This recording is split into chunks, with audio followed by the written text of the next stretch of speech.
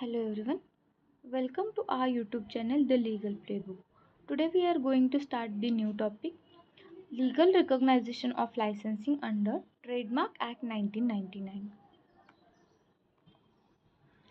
Licence is recognise through license किस provision से recognise होता है।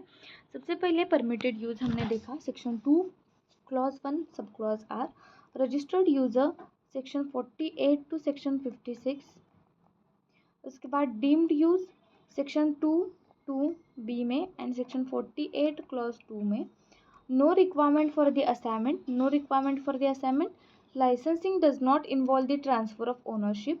लाइसेंसिंग में यहाँ पे जो परमिटेड यूज़र जो होता है और रजिस्टर्ड यूज़र जो होता है वो क्या नहीं कर सकता है, यहाँ पे ट्रांसमिट नहीं कर सकता है फर्दर, और उसके बाद जो है वो असाइन नहीं कर सकता किसी को भी।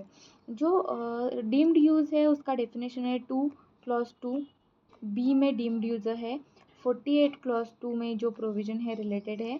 Registered user section 48 to section 56 तक है, हमने पूरा प्रोसीजर देख लिया है पिछली वीडियो में। उसके बाद परमिटेड यूज जो है सेक्शन 2 क्लॉज 1 क्लॉज आर में परमिटेड यूज क्या होता है वो दिया गया है। No requirement of assignment and जो है वो लाइसेंसिंग में नहीं होता है, असाइनमेंट देना ज़रूरी नहीं है, देना ऐसा कोई भी बात नहीं है यहाँ पे।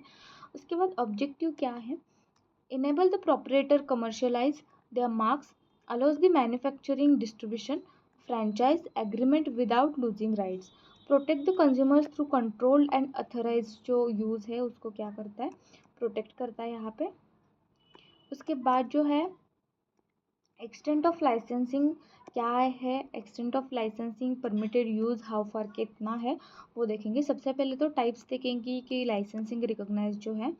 सबसे पहले जो है registered user of licensing section 48 to 46 है, हमने पिछली वीडियो में ये पूरा कवर कर लिया है। Franchising agreement whether the licensing is registered. उसके बाद अनरजिस्टर्ड जो इनफॉर्मल है उसमें क्या होगा, section 2 clause 1 clause R sub clause R में दिया गया है। Distributing OEM arrangements.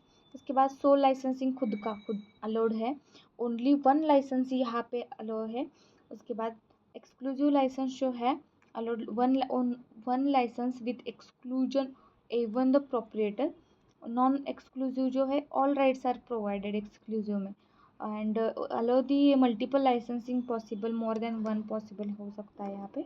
उसके बाद कंडीशन एंड रिक्वायरमेंट क्या होंगे यहाँ पे, कंडीशन एंड रिक्वायरमेंट में रिटर्न एग्रीमेंट होगा यहाँ पे जो सेक्शन 49 में बोला है। मैंडेटरी रजिस्टर्ड यूज़र को जो जॉइंटली हमने प्रोसीजर देखा ना, जॉइंटली उन्होंने क्या करना है, जॉइंटली एप्लीकेशन देना है प्रोपरेटर यूज़र, एंड जो रजिस्टर्ड यूज़र है जॉइंटली रजिस्ट्रार के पास एप्लीकेशन देना है। उसके बाद जो डिस्क्रिप्शन है, टर्म्स कंडीशन है, description of the goods and services, क्या टाइम पीरियड के लिए आप लाइसेंस कर रहे हैं वो वहाँ पे मेंशन होना चाहिए। कंट्रोल बाय द प्रोपरेटर का कंट्रोल क्या है, owner must be retain the control and over the quality and manner and goods and services के ऊपर कंट्रोल रख सकता है सिर्फ लाइसेंस करने के बाद भी। उसके बाद अब्सेंस ऑफ कंट्रोल में भी रिजल्ट रिवोकेशन होगा यहाँ पे सेक्शन 50 में।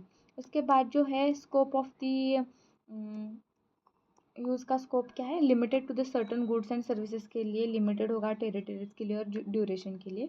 Condition and restriction must be clearly state होना चाहिए वहाँ पे।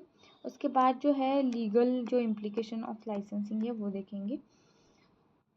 लीगल इम्प्लीकेशंस में जो है यूज़ बाय लाइसेंसी, जो लाइसेंसी है वो यूज़ कर सकता है deem to be proprietor, use by the proprietor.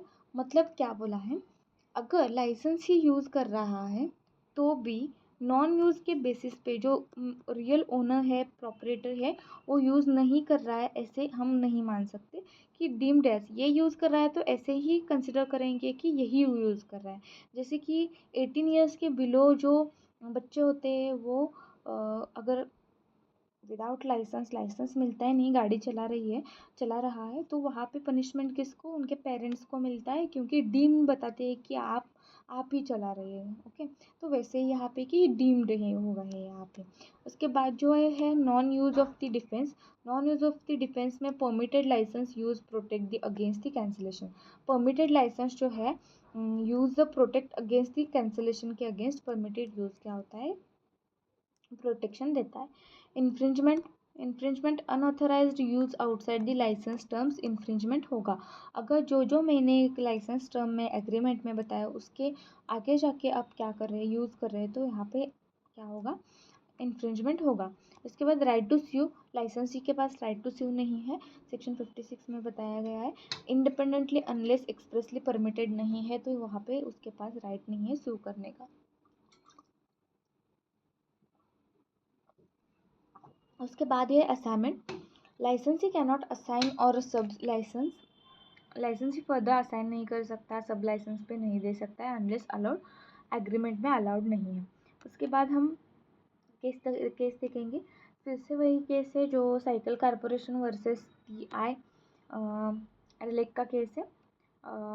Licensing arrangement must be maintain the distinctive character and goodwill of the trademark. American home product corporation versus Mac laboratories emphasize that licensing must not be create a confusion and deceive the consumers.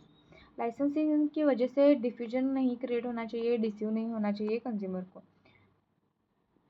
Hardy versus trading limited Addison paints, उसमें क्या बोला है, licence is the valid only if there is an effective control होगा वहाँ पे तो ही, and lack of control risk making the mark vulnerable cancellation.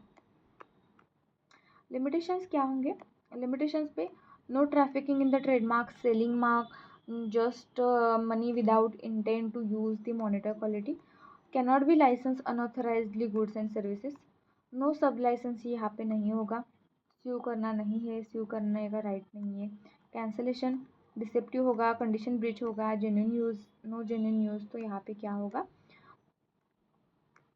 Limitations आएंगे।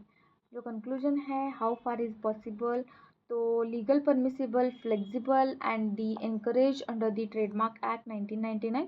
सो as long as it is genuine होना चाहिए, जेन्यून होगा तो जितना टाइम पीरियड है उस तक जाएगा, subject to control over the proprietor and does not deceive the consumer and damage the consumer. It facilitated the commercial expansion, franchise, manufacturing and distribution while preserving the legal sanctionity and the trademark.